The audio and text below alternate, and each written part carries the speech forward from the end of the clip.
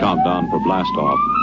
X minus 5, 4, 3, 2, X minus 1, fire.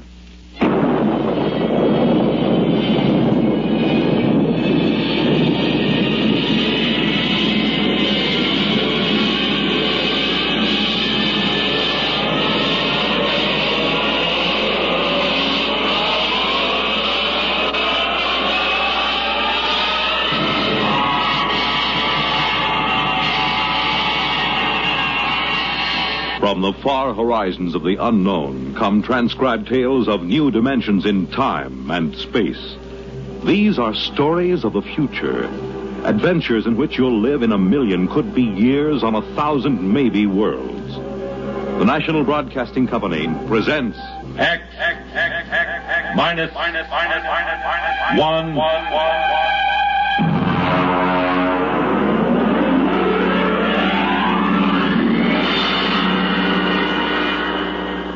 Story, Protective Mimicry, by Algis Budrys.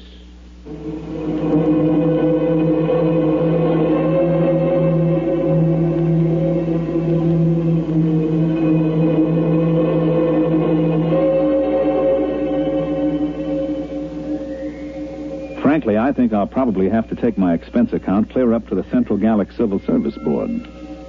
My friends tell me to forget it. But take it from me, a rap in the credit book like this isn't easy to laugh off. Not on a grade 4 civil service pay scale. So I've made my beef out in quadruplicate and filed it. Usually a special agent in United Galactic Federation's Department of the Treasury, Investigations Division Currency Section, doesn't have much trouble with his swindle sheet. But this one's a corker. To understand, you gotta know how they make the stuff. The Ungallic Mint is in New Geneva on Canopus 3. I remember I went around with the 40 Deci credit tour when I first joined the staff. The guide was a cute little brunette from one of the Rim stars who was later fired following an annual Pan Solstice office party. I didn't pay much attention to her spiel. She was dressed in the new Neo-Minoan style, but I got the general idea. This is a demonstration machine, of course, but you will notice the indestructible fiber coming off that spool at the right. It goes into the slot in the machine there. Now, if you'll pass along, you see it goes between those two rollers through 6 or 7 chemical baths. No, I'm not sure what chemicals. That's restricted information. It's stamped, analyzed for flaws, dyed, and then run through this unit here. This is the most carefully guarded part of the process. The unit is removed from the plant each night and locked in the deep space vault on the satellite station directly overhead. After the strip emerges here, it is chopped into convenient lengths and carefully removed into armored cars. It is called money. Well, what does that secret unit do? Well, that's a very good question. You see, the currency is non-defacable, fireproof, immune to wear, weather, and water. But the most important thing is an electronic pattern impressed into the fiber by that secret pattern. You all know when you cash a bill, it is passed over an electronic plate that reads the pattern. If the serial number and the pattern match, well, but if they don't, well, first I'll put an ordinary credit note over the beeper. There. Perfectly good. Now, a simulated counterfeit bill without the electronic pattern. Well, now, that wouldn't fool anybody long, would it? Could anybody duplicate that electronic pattern? Well, that's a very good question. Only the government has the equipment to put that in. Your currency is safe and sound. Don't you worry about that. Are there any more questions? Yeah. How about a drink after the tour? Well, Oh, that's a very good question.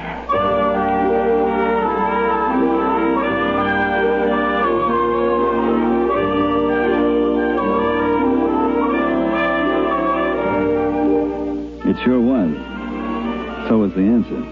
Well, getting back to money. The engraving, the chemical composition of the ink and the fiber would be tough enough to duplicate. But that electronic pattern snaps the clincher on it. That's why Chief Inspector Saxgard of my division looked sourly at me when I came into his office and spread a fistful of credit notes on his desk. What's that? What's it look like? A handful of 50s. Why? Put a couple of them over your beeper plate. Okay. Well, they're perfectly okay. What's it all about? Look at the serial numbers. 3, 4, 5, 6, 5, 6, 7, 8, M. Look at the others. 3, 4, 5, 6, 5... What? Let me see them. Save your eyes. They're all the same. 14 50-credit notes with identical serial numbers. That's impossible. And every one of them goes over a beeper plate, quiet as a sophomore climbing into a dormitory window after hours. Baumholzer, where did you get these? They came into the New York clearinghouse from a branch on Deneb 11. The manager blew his top. He called us the minute he spotted them and sent them out to us. How about the manager? Is he blabbing all over the Bankers Club about it? I read the Un-Gallic Riot Act to him. He'll keep it under his hat. Good. At least we won't have any financial panics for a while. Have you checked these through the lab? Well, the ink and paper is government stock, and they match government beepers. The lab plates didn't squawk any more than yours did. Now, you could spend these anywhere as long as you only pass them one at a time. Baumholzer, you know, since the beeper plate came in, we've been sitting on our tails in this department, building up our pensions. Oh, I wouldn't say that. Neither would I outside this office. But you know darn well nobody can expect to counterfeit a bill and get away with it. It's only because throughout the universe there's a certain percentage of people who will try anything once, and a corresponding percentage of purblind idiots who will accept anything with engraving on it as money that we're here at all. Now, I've seen cigar coupons and crayon sketches come into this office. I've seen premium offers from household magazines, jet bus transfers, where some people would try to pick a Yale lock with a quarter pound of butter. Now, the only reason any queer can pass is because some goggle-eyed nudnik neglects to use his beeper plate. But I worry. For 15 years, I've sat in this stinking office and waited for somebody to invent a matter duplicator. Well, looks like you can stop worrying. Look at those bills, identical down to the whiskey stain in the corner. All right, Baumholzer, you call transportation and get out to Deneb 11 and find out if anybody in that neighborhood has a matter duplicator, or if he hasn't, what he has got.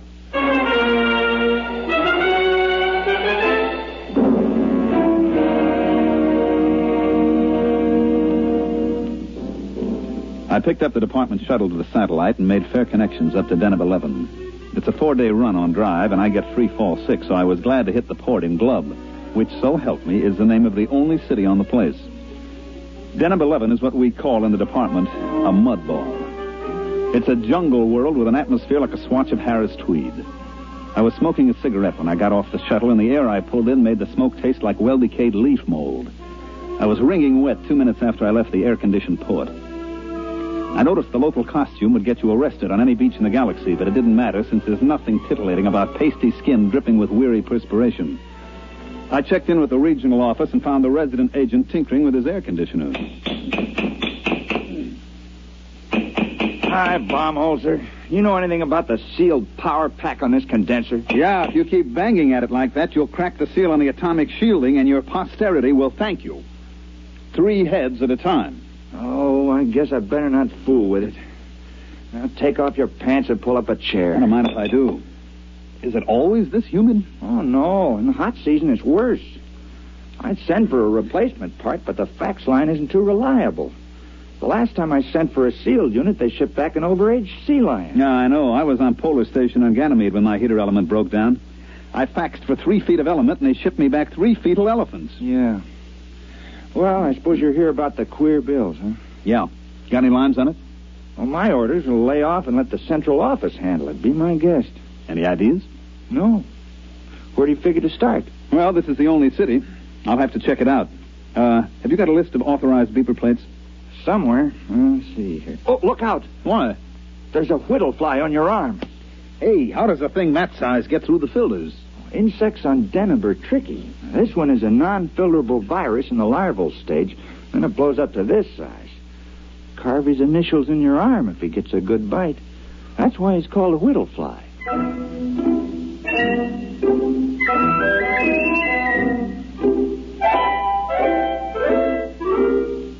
The whittle fly was only one of the darlings that made the fair city of Glub a garden spot.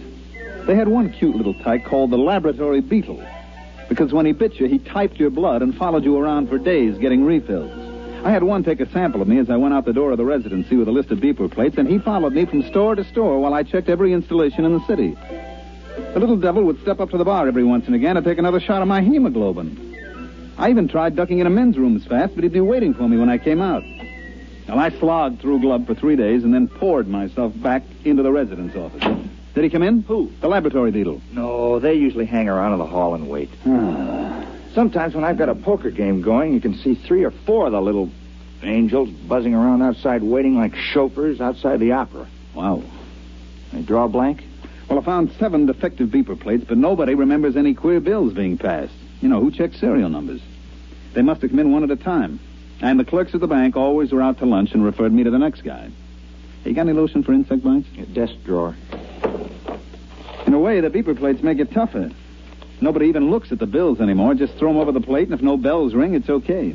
Well, how about the other angle? Matter duplicator? I checked invoices and purchase records. Nobody's been buying electronic parts that can't account for every tube. I thought I had something. One fellow bought 12 of those giant lithium cathode tubes, but it turned out his wife was having them wired as lamp bases. Well, I better be going. I hate to keep my little insect friend out there in suspense as to cocktail time. You got another lead? Yeah, I found a bar that makes a Tom Collins with real lemon juice instead of battery acid.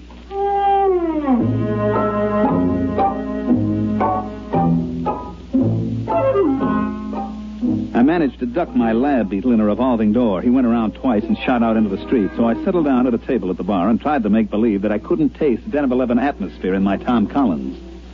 I was chewing on an ice cube when I looked up. Mr. Baumholzer, That's right. I want to talk to you about money.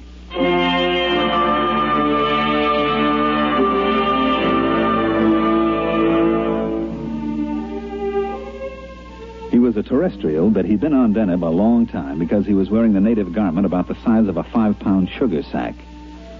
His hair, which was potato field gray, was arranged in the old-fashioned Presley style. You know, the ancient long sideburns, duck's tail in the rear that vice presidents wear in family-style banks. His ears had little bits of bone stuck in them, and his eyebrows wandered all over his face, and he stood about 6'8". And I waited him out, and presently he spoke up again.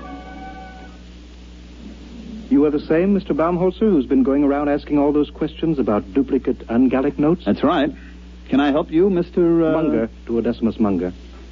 Now, this bid's fair to be fascinating. I was under the impression that my mission here was just a wee bit on the secret side. There are no secrets in gloves. Now, won't you pull up a chair, Mr. Munger? I'm afraid I haven't time. Well, join me in a drink. Are you really the Mr. Baumholzer that's working on this case for the Treasury Department? Yeah, sure. Hey, you're not the fellow that's turning out these duplicates, are you? Well, as a matter of fact, I am. What? And don't move. This is a Power 30 Mistral coagulator I have. Look out with that thing. You've got it pointed at my head. Yes, I've got it set on high charge. It will fuse your brain solid. Well, what else is new? Now, Mr. Baumholzer, stay right behind that table. Now, let's not make any rash decisions now. Well, I can't very well see how I could let you live. Oh, come on. Try. All right, now drop the gun. I'm afraid we'll be collecting a crowd. Give me that. Don't try to pick it up. I won't. I had something completely different in mind.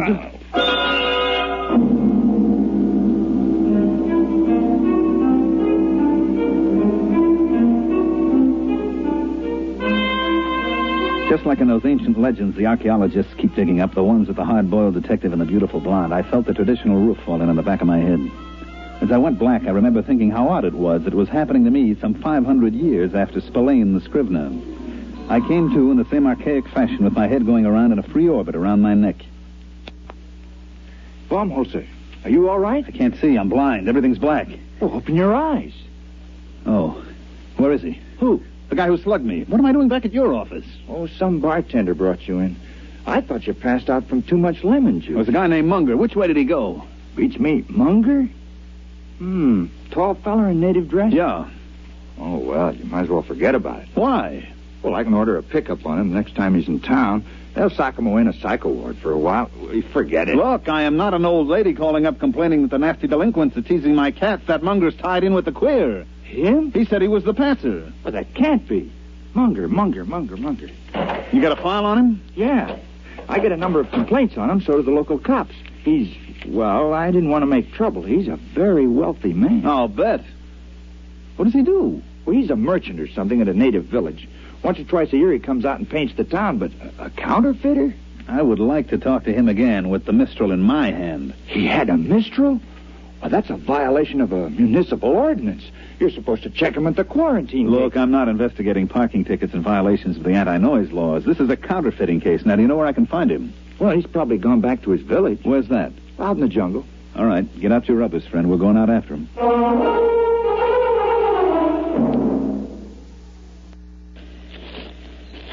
Stick close, Baumholzer. Visibility is about 10 feet. I'll eat everything I can see within 10 feet. Ow! What happened? I walked into a tree. Help me up out of the mud.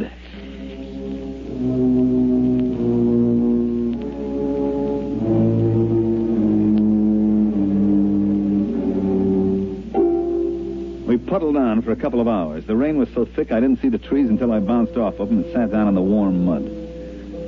I reflected as I struggled to my feet what a terrible waste. In the beauty salons of Charles of the Ritz Asteroid, ladies from all over the galaxy paid thousands of credits for hot mud baths to take the wrinkles out and make their skin smooth and caressable.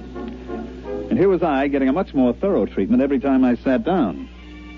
They issue a lot of special equipment from department stores, and it all functioned perfectly. My neo-latex galoshes were fine, but stuck in the mud. My Minipower goggles and wipers kept my eyes clear, but they didn't keep me from crashing into every tree. My leak-proof sportsman's flashlight stayed dry as a bone, but powerful as it was, it couldn't light up more than 3 feet in the pelting rain. Paul, the resident, led the way, consulting a compass and a waterproof map, and finally we stopped, and I noticed that there wasn't any rain coming down on me. It's a rain shelter. The natives build them. Kind of them. Well, they're on all the trails. If you go more than a day in the rain, you go punchy from water drumming on your hat. I believe it. Well, now, don't sit down. You'll sink in. I don't know. Theoretically, a broader base should keep you from sinking like snowshoes. Well, also increases the suction. I'll stand. How far's Munger's village? Well, either 2 miles or 22. I can't read the map very well. Hey, wait a minute. Listen. Well, that's the rain. No. You hear that squelching?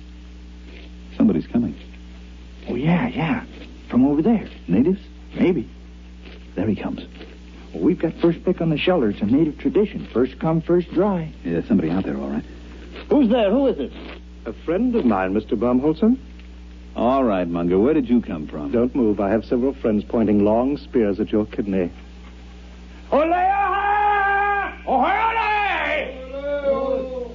Shall we go, gentlemen, back to my village? I believe you were looking for it.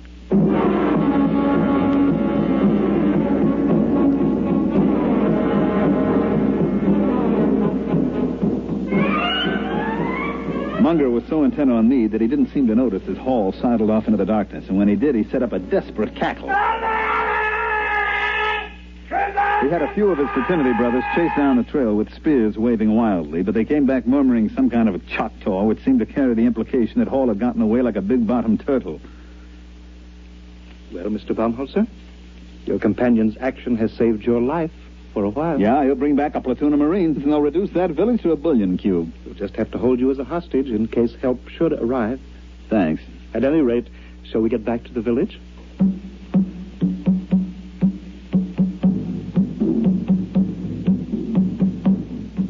He had about 10 natives with him, each one about 7 foot tall, with those big, flat feet that evolved on Deneb for walking in primordial ooze.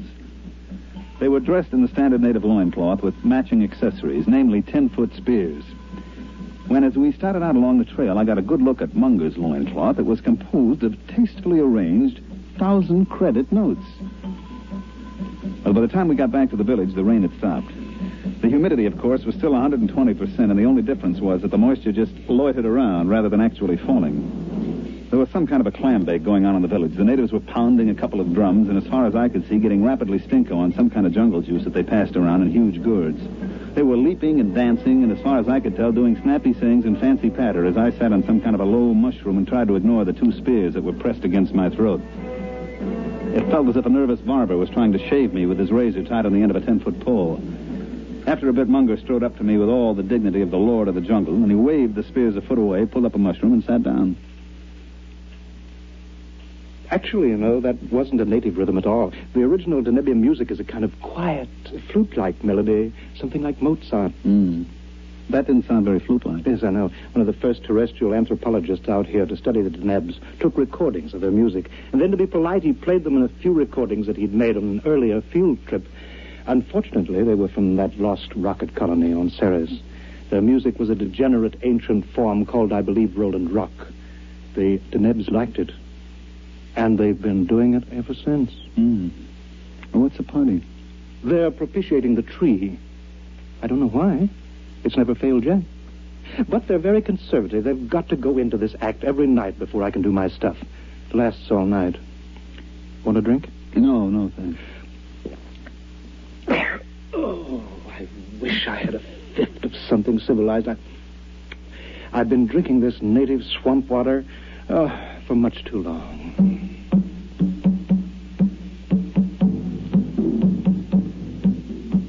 He was right. They kept it up all night, and I sat trying to figure out in which hut Munger kept his machinery to make those duplicate bills. Finally, the weak light that passes for dawn on Deneb came up, and the natives quit hollering. Let's go, Bonanza. I hate to keep a man in suspense. You're curious about those duplicate bills. Well, now you're going to find out how it's done. Well, it's good of you to show me. I suppose your theory is that I'll never live to tell about it. That's very sensible of you. I like a man who can face facts.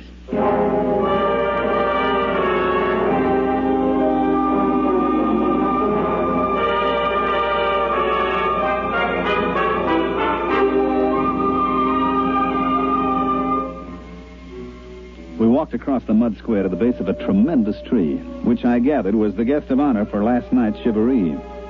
I still couldn't see the connection, but I was willing to wait. The natives sat around in a deathly hush, and Munger and I stepped forward. You notice? Nothing up my sleeves. As a matter of fact, no sleeves. And not much arm, either. Now, I take this 50-credit note. Care to examine it? Oh, I've seen it, and 14 others like it. Yes, I only use a 1,000-credit bill when the natives need new loincloths. These 50s are a lot easier to dispose of. Oh, I don't know. I traced them to you. But that was a mistake. One of my contacts got a little greedy, spent too many bills in one place. All right. Now, I used to have the natives make a loud noise, but I'll use your gun instead here.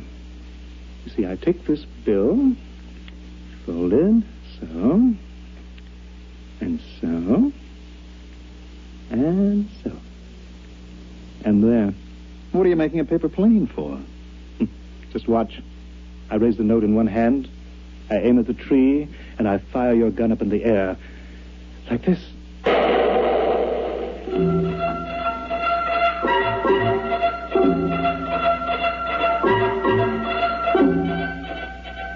As he let fly with my gun, Munger sailed the paper airplane straight at the tree, and it sailed right into the foliage. Now watch.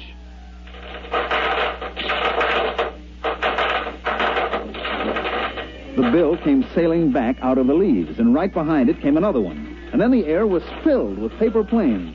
Squadrons, wings, armadas of paper airplanes, each one made up of a folded 50-credit note. They sailed out over the whole village, and Munger set the natives to collecting them and bringing them back. There you are. There'll be several thousands of them. Look. Genuine. Absolutely genuine.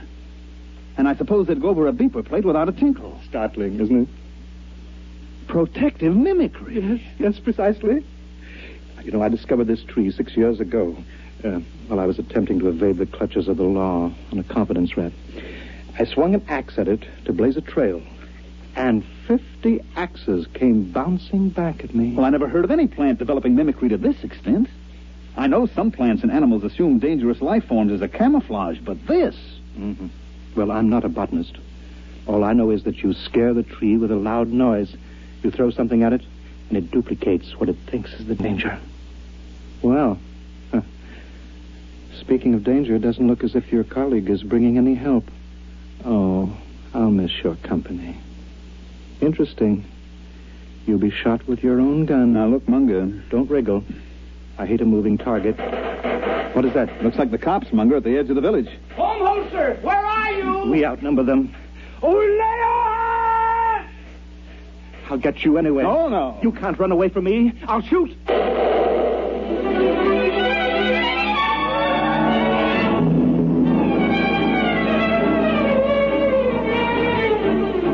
I broke for the other side of the square, and just as he shot at me, I tripped over a pot and went flying smack into the tree.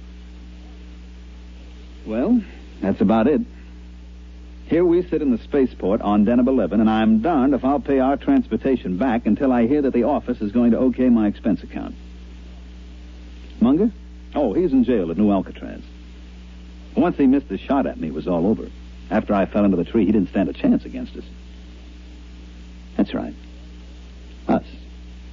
All 168 of me. Right, Ed? Right.